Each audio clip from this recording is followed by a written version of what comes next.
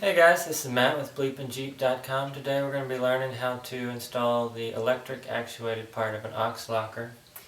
As with most Ox products, the directions are minuscule, so I'm going to show you how this is done, and we'll toss these away.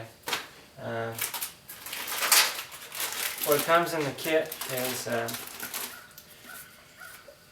electric actuated thingamabobber.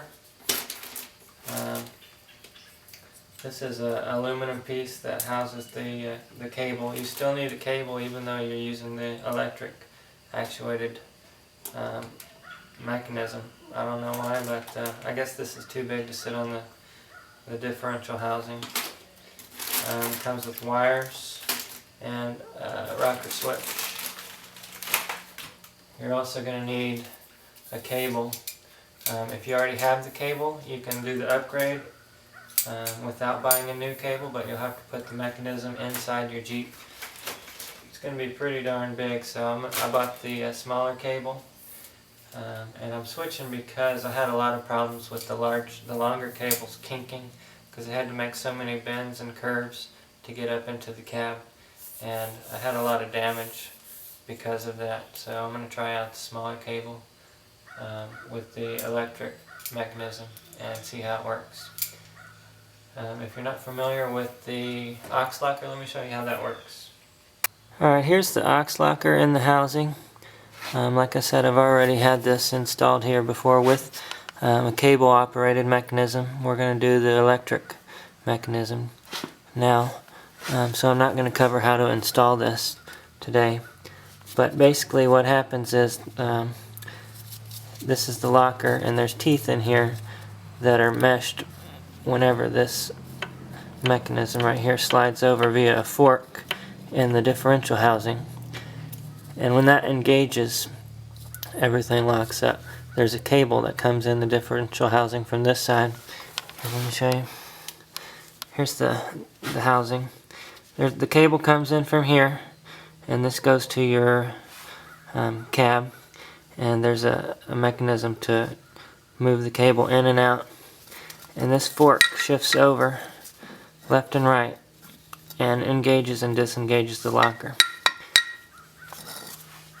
Alright, the first thing we need to do is figure out where to mount this big behemoth. I've got it just screwed in for test purposes here. There are some rules that you need to follow though. This thing needs to be within the length of the cable, obviously, from the differential housing. You need to be able to not have really tight kinks in this cable. You don't want to bind it up too much. Also, wherever you mount this needs to be very sturdy. You can't have it moving back and forth, so you need to mount it on a hard surface, not plastic or anything like that, and make sure it's bolted down really tight, because if that thing starts tilting back and forth, it's going to throw off your cable pull and throw. So I'm going to look to figure out where I can put this, and I'll let you know what I figure out. Alright, I think I found a place to mount this on my engine skid plate. If you don't have one of those, there's plenty of other places to mount these things, but you're probably going to need a longer cord than 36 inches, because it's just not a long enough cord for me to reach up into the engine compartment. And pretty much everywhere else is already taken. So I am a little upset though, because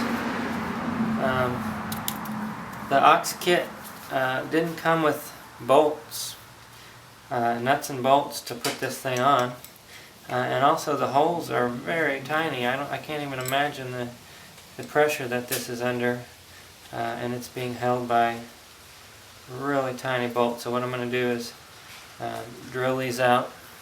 You're probably going to need a bolt. You're not going to be able to get a screw to hang on, so what you need is a bolt with a nut on the back.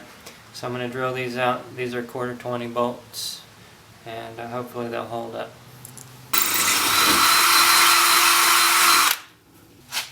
Alright, now I've got my mounting position figured out, and we're ready to start work on the cable and diff cover.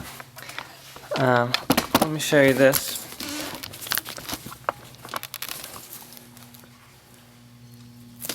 Alright, here's the diff cover with the shift fork that moves back and forth. If you ever have a problem with one of your cables on the trail, Ox-Locker makes a kit with a bolt that'll go in this hole and fix this permanently to the locked position. But if you want, you can also make your own, or you can cut an old cable and use a little socket, stick in there, thread this in, and it'll lock itself without having to buy the $28 Ox bolt. And basically what that does is just locks it over permanently. It's a little hard to turn, but it'll get you out of a bind if you happen to break a cable on the trail. Alright, so first we're going to clean up the diff cover a little bit, and then we're going to install the cable here. What you want to do is use the other end of the cable to thread the inside part of the cable through this piston, and it'll start coming out here. What you want to do is leave about 0 to 1 threads. Yeah, you want it to be just barely sticking out of that piston there. And then you're going to take the cable itself and actually thread it into the diff cover and tighten it down. Alright, the first thing we're going to do is take off the nut that comes with the cable. Don't need that. Now we're going to put some thread locker on here.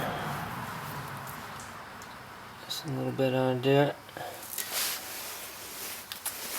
Now we're going to put this piece onto there with the wrench flats pointed towards the other end of the cable.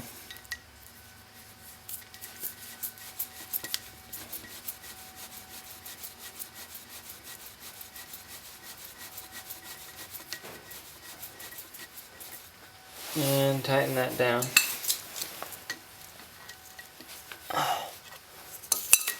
Tighten that more in a second. Alright, now we're going to take our jam nut, put it on the end of the cable here, and we're going to leave that sticking out, I believe 7/16. A little too much.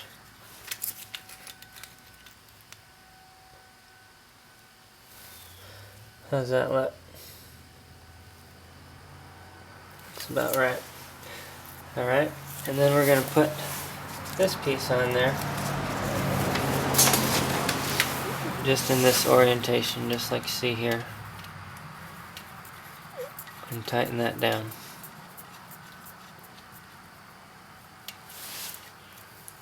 Alright, now the next thing we're going to do is take the jam nut.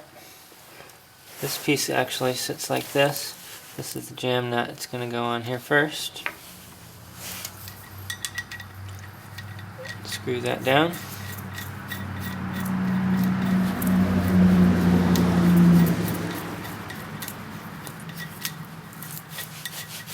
And after this, what you would do is take the angle piece that holds it on the vehicle, put that on there, screw this in. Since I've already attached that bracket to the vehicle, I'm going to have to put this all together in a bit once I get it on the car.